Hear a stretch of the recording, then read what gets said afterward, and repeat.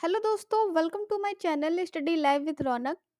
तो UP police constable 2024 17 फरवरी का फर्स्ट शिफ्ट का एग्ज़ाम कंप्लीट हो चुका है। तो हम देखेंगे कि फर्स्ट शिफ्ट में आपका एग्ज़ाम का लेवल क्या रहा है, कैसे-कैसे क्वेश्चन आए थे आपके जीके जीएस में और हिंदी का लेवल, ठीक है? साथ ही साथ आंसर भी बताते जाऊँगी, तो आप अपना आंसर चेक करिएगा कि आप लोग क्या-क्या लगा के आए हैं। तो चलिए शुरुआत करेंगे। तो पहला प्रश्न आज पूछा गया था कि निम्नलिखित में कौन पूर्वी तट स्थित खारे पानी की सबसे बड़ी लैगून की झील है? तो इसका राइट आंसर था ऑप्शन नंबर ए चिल्का झील। ठीक है। नेक्स्ट क्वेश्चन आपसे पूछा गया था श्वेत प्रकाश कितने रंगों से मिलकर बना है? तो इसका राइट आंसर था ऑप्शन नंबर डी 5। श्वेत प्रकाश जो है वो 5 रंगों से मिलकर बना है। अगला प्रश्न था आपका ग्रेट बैरियर रीफ निम्नलिखित में किस देश के तट पर स्थित है? तो इसका राइट आंसर था option number C Australia. Great Barrier Reef जो है वो ऑस्ट्रेलिया के तट पर स्थित है। नेक्स्ट नेक्स्ट क्वेश्चन था आपका निम्नलिखित में कौन 1946 में भारत की संविधान सभा के अध्यक्ष थे? तो इसका जो राइट आंसर था वो था आपका डॉक्टर राजेंद्र प्रसाद। ठीक है, कौन थे? डॉक्टर प्रसाद जो है वो 1946 में भारत की संविधान सभा के अध्यक्ष थे। नेक्स्ट क्वेश्चन था आपका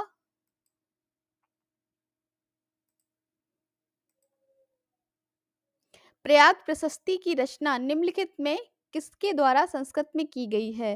तो इसका जो राइट आंसर था इसका राइट आंसर था ऑप्शन नंबर डी हरिसेन। ठीक है, किसके द्वारा? प्रयाग प्रशस्ति की जो रचना है वो हरिसेन के द्वारा की गई है। ऑप्शन नंबर डी इसका राइट हो रहा था। ठीक है, आगे बढ़ेंगे। अगला क्वेश्चन देखेंगे कैसे कैसे प्रश्न आए थे। एग्जाम के लेवल की बात करें तो जीएस तो सही लेवल आया था, इसका ज़्यादा हार्ड नहीं था। अंगूर की खेती, उपज और कटाई निम्नलिखित में किस नाम से जानी जाती है? ठीक है, यहाँ पे ये पूछा गया था कि अंगूर की खेती को किस नाम से जाना जाता है? तो ये था आपका विटीकल्चर। ठीक है, अंगूर की खेती को किस नाम से जाना जाता है? विटीकल्चर के नाम से अंगूर की खेती जो है वो जानी जाती है। तो ऑप्शन नंबर सी आपका यहाँ पर राइट था। ठीक है, विटीकल्चर। नेक्स्ट था बेलाडीलिया की पहाड़ियां बैल की कुबड़ की तरह दिखती हैं। पहाड़ियों की ये श्रृंखला भारत के निम्नलिखित में किस राज्य में स्थित है? तो इसका राइट आंसर था छत्तीसगढ़ में। ठीक है। नेक्स्ट का आपका निम्नलिखित में किसके द्वारा निर्मित समुद्र में समुद्र से एक संकीर्ण चैनल द्वारा श्रीलंका भारत से अलग होता है? तो इसका जो राइट आंसर था, ठीक है, इसका क्या था? इसका था पाक जल डमरू मध्य। किसके द्वारा अलग होता है? ऑप्शन नंबर बी राइट है। पाक जल डमरू मध्य के द्वारा अलग होता है। ठीक है, श्रीलंका जो है वो भारत से पाक जल डमरू मध्य और मन्नार की खाड़ी के द्वारा अलग होता है। आगे बढ़ेंगे, अगला क्वेश्चन देखेंगे कैसे प्रश्न आए थे। सोनपुर पशु मेला हर साल भारत के निम्नलिखित में एक किस राज्य में आयोजित होने वाला सांस्कृतिक कार्यक्रम है? ठीक है, कौन सा मेला यहाँ पे पूछा है? सोनपुर। तो इसका जो राइट आंसर था वो था ऑप्शन नंबर डी। कहाँ पर? बिहार में। सोनपुर मेला कहाँ लगता है? बिहार में सोनपुर मेला का आयोजन हर साल किया जाता है। ठीक है, आगे बढ़ेंगे, आगे देखेंगे और कैसे क्वेश्चन थे। उत्तर प्रदेश स्थित भदोई निम्नलिखित में किस कला के लिए प्रसिद्ध है? तो बात करें भदोई हो या मिर्जापुर उत्तर प्रदेश, तो ये किसके लिए? कालीन बुनाई। ठीक है, ऑप्शन नंबर डी राइट है। उत्तर प्रदेश में स्थित भदोई जो है वो कालीन बुनाई के लिए प्रसिद्ध है। अगला प्रश्न था निम्नलिखित में कौन उत्तर प्रदेश का राज्य वृक्ष है? तो राज्य वृक्ष हो या राजकीय पशु सब कुछ आपको पढ़ाया गया था, तो ये आपका ऑप्शन नंबर डी अशोक आपका राइट है। नेक्स्ट है आपका सुरहा ताल प्रसिद्ध अभ्यारण्य। ठीक है, क्या? सुरहा ताल प्रसिद्ध अभ्यारण्य जिसमें साइबेरिया और अन्य ठंडे क्षेत्रों के कई प्रवासी पक्षी भी आते हैं, उत्तर प्रदेश के किस जिले में है? तो सुरहा ताल बार बार आपको बताया गया था उत्तर प्रदेश की जब आपको पढ़ाया गया था, तो ये था आपका बलिया में। ठीक है, कहाँ पर पड़ता है? सुरहा ताल आपका पड़ता है ये बलिया जिला में। ठीक है, ऑप्शन नंबर डी राइट है। आगे बढ़ेंगे और देखेंगे आगे के क्वेश्चंस कैसे-कैसे आए थे। और अगला प्रश्न था आपका कि निम्नलिखित में कौन सोशल मीडिया प्लेटफॉर्म पेशेवर नेटवर्किंग और नौकरी तलाशने के लिए सबसे उपयुक्त है?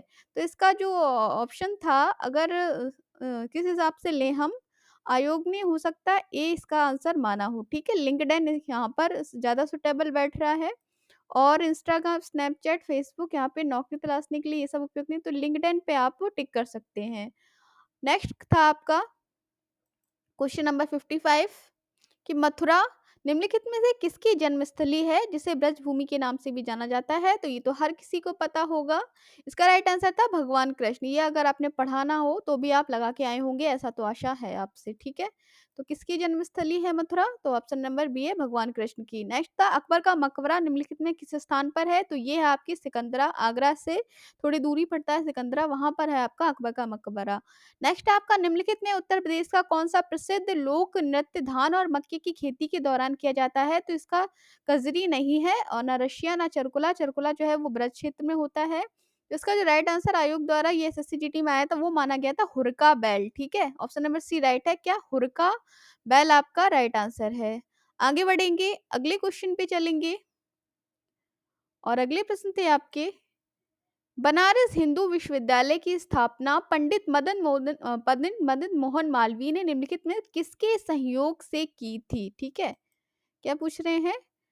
तो इसका राइट आंसर था डॉक्टर एनी बेसेंट की सहायता से बनारस हिंदू विश्वविद्यालय की स्थापना की गई थी, मदन मोहन मालवीय और डॉक्टर एनी बेसेंट के सहयोग से, ठीक है। चलेंगे आगे बढ़ेंगे, आगे प्रश्न देखते हुए चलते हैं और अगला प्रश्न था निम्नलिखित में कौन सा बंदरगाह कच्छ गुजरात में स्थित है?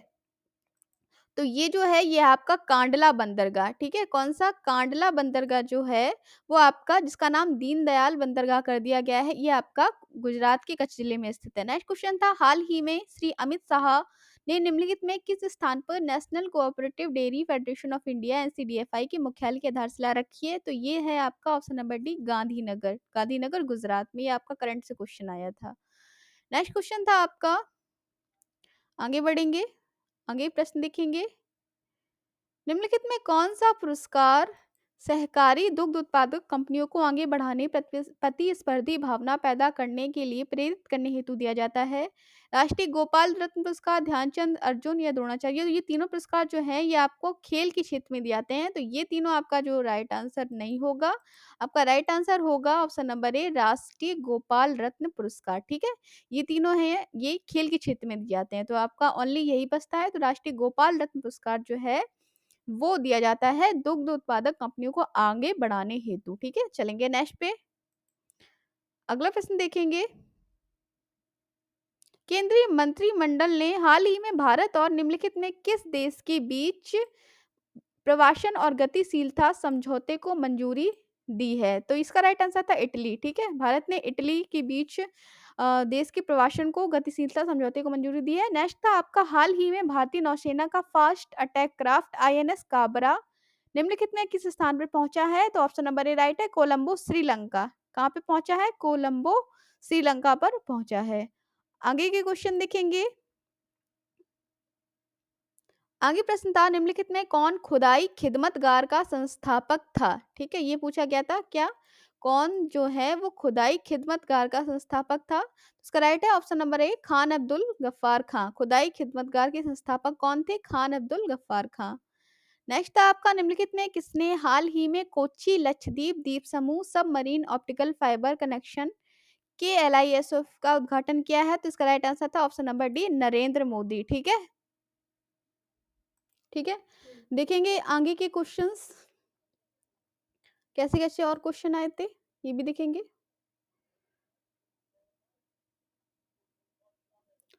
अब यहाँ से आपका स्टार्ट हो रहा है विश्व पुस्तक दिवस प्रत्येक वर्ष निम्नलिखित में किस दिन मनाया जाता है? ये क्वेश्चन भी आया था, पुस्तक दिवस की बात हुई थी। तो इसका जो राइट आंसर बन रहा था वो बन रहा था विश्व पुस्तक दिवस जो है वो आपका 23 अप्रैल को मनाया जाता है, ठीक है। नेक्स्ट क्वेश्चन था निम्नलिखित में किस राज्य के कुछ हिस्सों में 400 साल पहले नहर सिंचाई की एक स्थानीय प्रणाली विकसित हुई थी जिसे कुल्ल कहा जाता है? तो इसका राइट आंसर था हिमाचल प्रदेश। ये थोड़ा टफ क्वेश्चन था।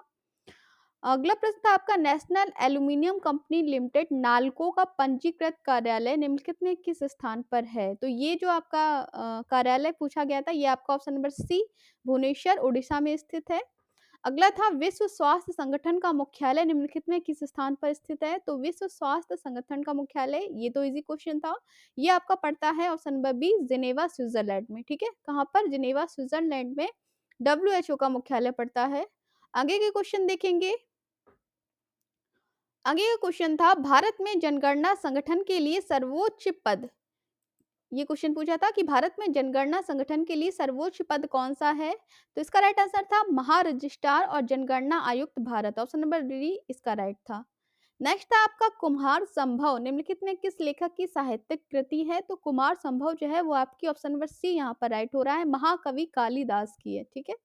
अगला प्रश्न था, किसी देश की शहरी क्षेत्रों में रहने वाली अनुपातिक जनसंख्या में वृद्धि को निम्नलिखित में क्या कहा जाता है? ग्रामीकरण, अनियोजित विकास, औपनिवेशीकरण या शहरीकरण? तो राइट आंसर है इसका नंबर डी, शहरीकरण। ठीक है, क्या बोला जाता है? शहरीकरण बोला जाता है, इसका ये राइट आंसर था। आगे देखेंगे और कैसे कैसे प्रश्न आए थे फर्स्ट शिफ्ट में। एक फुल फॉर्म से आपसे क्वेश्चन आया था कि यूपीएसएसएफ का पूरा नाम बताइए, तो इसका जो राइट आंसर हो रहा था वो हो रहा था ऑप्शन नंबर डी आपका। ठीक है, यूपीएसएसएफ का फुल फॉर्म होता है Uttar Pradesh special security force. Option number D इसका राइट था। आप लोगों के पास जो सेट हो आप लोग उससे मिला लीजिएगा। तो प्रश्न नंबर 60 था आपका, निवेश मित्र मोबाइल एप्लीकेशन भारत के निम्नलिखित में किस राज्य की एक पहल है? ये करंट का क्वेश्चन था। ये उत्तर प्रदेश द्वारा एक पहल चलाई गई है, निवेश मित्र मोबाइल एप्लीकेशन। ठीक है। नेक्स्ट क्वेश्चन था आपका, विमुद्रीकरण को निम्नलिखित में किस नाम से भी जाना जाता है? तो विमुद्रीकरण या डिमोनेटाइजेशन जो है वो नोटबंदी के नाम से भी जाना जाता है। नेक्स्ट क्वेश्चन था आपका, ईमेल में भरोसेमंद स्रोत बनकर दुर्भावनापूर्ण कारणों के लिए संवेदनशील जानकारी जैसे user name, password, credit card विवरण आदि प्राप्त करने का प्रयास क्या कहलाता है? सोर्सिंग, चीटिंग, लोशिंग या फिशिंग? तो ये आपका राइट आंसर था ऑप्शन नंबर डी, फिशिंग। ठीक है। नेक्स्ट इजी क्वेश्चन आया था, टका। टका निम्नलिखित में किस देश की मुद्रा है? ठीक है, टका जो है वो किस देश की करेंसी है? तो ये आपकी पड़ोसी देश से क्वेश्चन था, बांग्लादेश। टका बांग्लादेश की मुद्रा है। ठीक है। आगे और देखेंगे कैसे क्वेश्चन आए थे। यहाँ तक तो देखा, तो लेवल पता चला है कि थोड़ा कुछ हार्ड था, कुछ क्वेश्चन जो थे वो लग रहे थे हार्ड हैं और बाकी क्वेश्चन जो थे वो इजी नजर आ रहे हैं। ठीक है। आगे देखेंगे और क्वेश्चन है, उत्तर प्रदेश एक राजस्व संहिता 2006 के अनुसार एक तहत अवधि एक पट्टी वचनबद्ध या अनुदान के तहत आधारित भूमि खंड निम्नलिखित में से क्या कहा जाता है? समेकित, बाग भूमि, कृषि भूमि या धृति? तो इसका राइट आंसर है ऑप्शन नंबर बी, होल्डिंग यानी धृति। नेक्स्ट था, निम्नलिखित में कौन सा वाक्य जीएसटी के लिए सही नहीं है? तो ऑप्शन नंबर बी इसका राइट हो रहा था। ठीक है। तो ये आपका जीके के यहाँ तक कंप्लीट हो गए हैं। अब देखेंगे हम हिंदी के। ठीक है, अब क्या देखेंगे हम, हिंदी का लेवल कैसा था। जीके के सारे क्वेश्चन तो सॉल्व करवा दिए हैं। अब बात करेंगे कि हिंदी का कैसा लेवल था। तो हिंदी का पहला प्रश्न आया था, निम्नलिखित में किस विकल्प में सभी शब्द तत्सम हैं? ठीक है, तत्सम यानी संस्कृत के समान कौन से शब्द हैं? कुम्हार, गधा, पलंग, पीला, नव्य स्वर्णकार या डंडा नाग? तो राइट आंसर है ऑप्शन नंबर बी। ठीक है, ऑप्शन नंबर बी आपका यहाँ पर राइट हो रहा है। नव्य और स्वर्णकार ये दोनों ही तत्सम रूप है। नव्य मीन्स आपका होता है नया, स्वर्णकार मीन्स होता है सुनार। ठीक है। नेक्स्ट क्वेश्चन था, नलिन और राजीव शब्द निम्नलिखित में किस शब्द के पर्यायवाची हैं? नलिन और राजीव, तो इसका राइट आंसर था कमल। ये दोनों ही किसके हैं? कमल के पर्यायवाची हैं। अगला प्रश्न था आपका, पूर्व और उत्तर के बीच की दिशा इस वाक्यांश के लिए एक शब्द निम्नलिखित में कौन सा है? तो पूर्व और उत्तर के बीच की जो दिशा है वो आपका ऑप्शन नंबर ए कहलाती है, ईशान। ईशान कोण कहते हैं नहीं, ईशान कोण, तो ईशान दिशा कहलाती है पूर्व और उत्तर के बीच की दिशा। अगला था, किस विकल्प में शब्द श्रुति सम भिन्नार्थक का सही अर्थ व भेद है? तो इसका राइट आंसर था ऑप्शन नंबर बी, शशधर व शशिधर। शशधर का मतलब होता है चांद और शशिधर होते हैं शिव, मतलब जो चंद्रमा को अपने सर पर धारण किए हैं वो होते हैं शिव और शशधर मिस होता है चांद। ठीक है। आगे बढ़ेंगे और देखेंगे ये क्वेश्चन था आपका, अभिभाषण शब्द में कौन सा उपसर्ग है? तो उपसर्ग की बात हो रही है तो अभिभाषण में आपका अभी ऑप्शन नंबर बी राइट है। उपसर्ग मतलब जो आगे लगकर शब्द का मतलब अर्थ बदल दे। नेक्स्ट था, रक्त रंजित, एक समास से क्वेश्चन आया था रक्त रंजित, तो रक्त रंजित में आपका तत्पुरुष समास है। अगला प्रश्न था, क्यों, कब, कौन सर्वनाम के उदाहरण है? तो क्यों, कब, कौन जो है वो कैसे सर्वनाम है? प्रश्नवाचक, ऑप्शन नंबर सी राइट है। अगला प्रश्न आया था आपसे संधि विच्छेद का, कि मदिरालय शब्द की संधि विच्छेद का चयन कीजिए। तो मदिरा प्लस आलय, तो मदिरा प्लस लय ये आपका गलत हो जाएगा। मंदिर प्लस आलय ये भी गलत है। मदिरा प्लस आलय ये भी गलत है। राइट आंसर है डी। ठीक है, मदिरा प्लस आलय क्या था? मदिरा प्लस आलय आपका राइट आंसर है। आगे बढ़ेंगे, आगे क्वेश्चन देखेंगे कैसे आए थे। प्रश्न नंबर 77 था आपका, निम्नलिखित में किस विकल्प में शुद्ध वाक्य है? वह ऑफिस में बैठा मेरी प्रतीक्षा कर रहा है। बस 10 बजने को 15 मिनट हैं। दीन दुर्लभों को प्यार करने मानवता है। लड़के अध्यापक को प्रश्न पूछते हैं।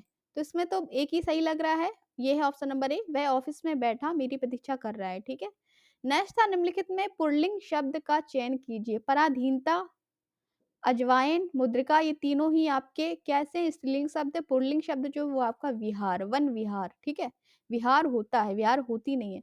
निम्नलिखित में किस शब्द का प्रयोग एक वचन में होता है? तो प्राण, दर्शन, हस्ताक्षर, ये तीनों ही ऐसे शब्द हैं जिनका प्रयोग सदैव बहुवचन में होता है। एक सोना ही जो है जिनका शब्द जिसका प्रयोग जो है वो आप एक वचन में कर सकते हैं। ठीक है। अगला प्रश्न था, हे ईश्वर दया करो, रेखांकित शब्द में कौन सा कारक है? तो हे ईश्वर दया करो, तो हे संबोधन कारक हो जाएगा। ऑप्शन नंबर ए आपका राइट है। ठीक है। अगला देखेंगे, अवतरण चिन्ह को और किस नाम से जानते हैं? निर्देशक, कोष्टक, योजक या उद्धरण। तो अवतरण चिन्ह को उद्धरण चिन्ह भी कहते हैं। नेक्स्ट था, सतसई शब्द किस प्रकार के संख्या बोधक विशेषण का प्रयोग है? तो संख्या बोधक है तो आपका यहाँ पे सतसई मतलब 700 कुछ होता है। तो इसका राइट आंसर ऑप्शन नंबर एक गणनावाचक होगा, या हो सकता है आयोग द्वारा इसे समुच्चय बोधक भी मान लिया जाए, लेकिन यहाँ अभी हम लोग गणनावाचक लेके चल रहे हैं। नेक्स्ट था, राधा ने पायल से चिट्ठी लिखवाई, इस वाक्य में कौन सी क्रिया है? ऑप्शन नंबर ए है इसका राइट आंसर, प्रेरणार्थक क्रिया। ठीक है। राधा ने पायल से चिट्ठी लिखवाई, इसका राइट आंसर जो है वो है प्रेरणार्थक क्रिया। आगे बढ़ेंगे, आगे देखेंगे कैसे प्रश्न आए थे। निम्नलिखित में तद्भव शब्द कौन सा है? ठीक है। तत्सम जो संस्कृत के समान होता है, और तद्भव जो संस्कृत से बना है। तो जल्दी, शांति, ताप, काज। तो ऑप्शन नंबर डी राइट है, काज। काज मतलब कार्य। काज को क्या बोलते हैं संस्कृत? कार्य। तो इसका राइट आंसर है तद्भव शब्द काज है। नेक्स्ट है, चिल्लाहट में कौन सा प्रत्यय है? चिल्लाहट की बात हो रही है तो चिल्लाहट में आहट प्रत्यय है। ऑप्शन नंबर ए आपका राइट है। ठीक है। कौन सा चिल्लाहट में कौन सा आंसर है? ऑप्शन नंबर ए है, चिल्लाहट में आहट प्रत्यय है। आगे बढ़ेंगे, आगे देखेंगे और कैसे प्रश्न आए थे।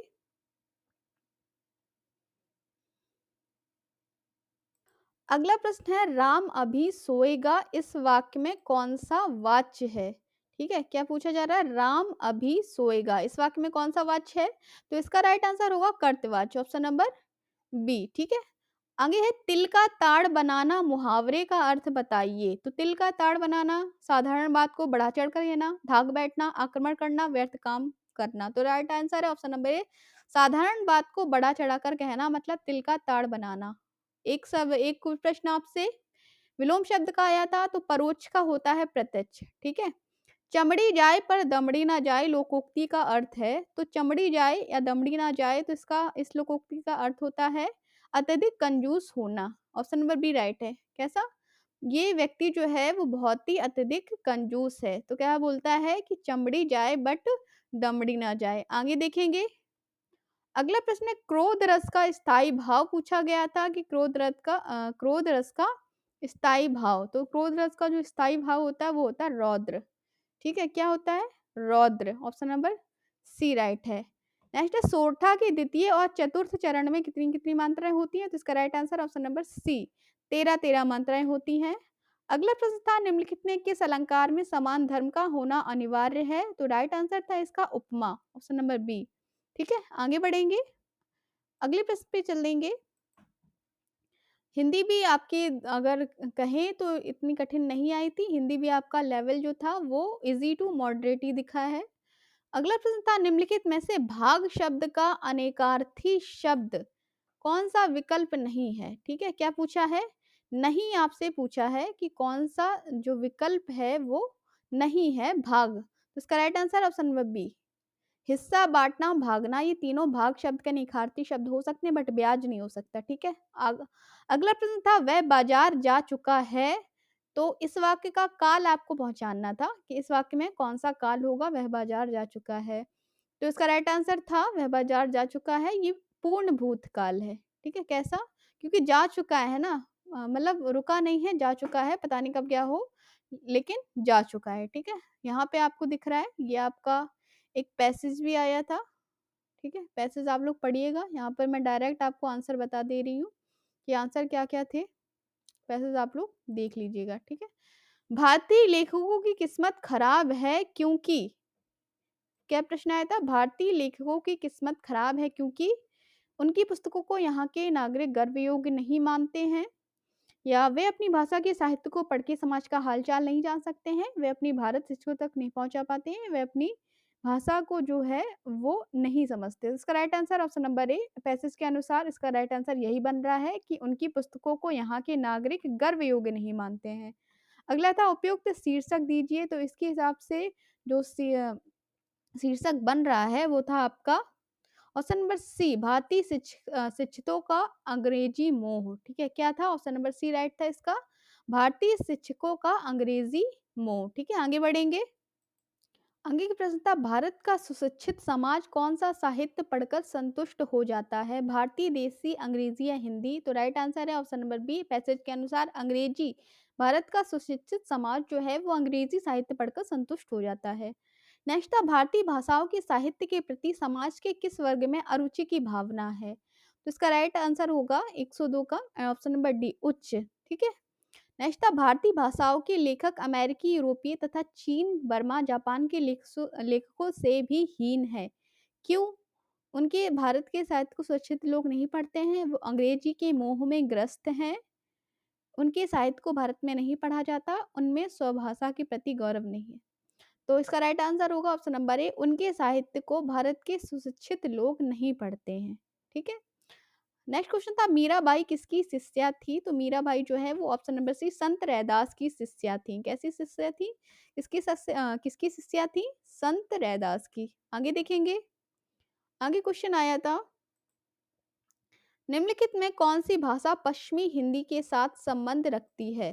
तो बात करें पश्चिमी हिंदी की, तो पश्चिमी हिंदी जो थी वो आपकी Bangru, option number C right है, ठीक है?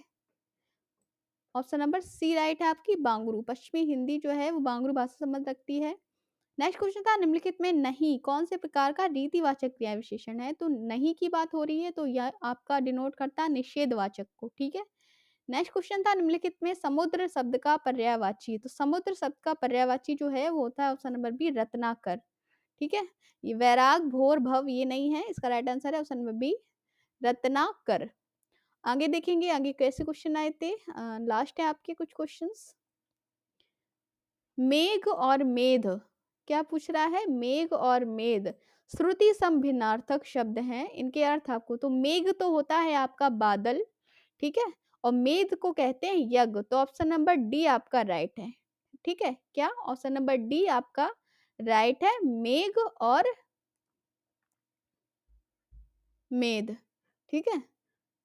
क्योंकि मेघ का अर्थ क्या होता है? बादल, और मेघ का अर्थ होता है यज्ञ। नेक्स्ट है, स्त्री जो अभिनय करती है, तो स्त्री जो अभिनय करती है वाक्यांश के लिए एक शब्द, तो इसका राइट है अभिनेत्री। अगला प्रश्न था, मानसरोवर किसकी रचनाओं का संकलन है? रचनाओं से आपसे बस एक ही प्रश्न पूछा गया है पूरे एग्जाम में हिंदी का, तो ये मानसरोवर जो है वो ऑप्शन नंबर डी आपका प्रेमचंद्र की रचनाओं का संकलन था, ठीक है? तो ये थे जीके जीएस व हिंदी की आंसर की, आप अपने सेट से मैच कर लीजिएगा। पेपर चाहें तो आप पेपर देख सकते हैं, टेलीग्राम पे आपको पेपर मिल जाएगा, और आपके पास सभी लोगों के पास पेपर वैसे भी होगा।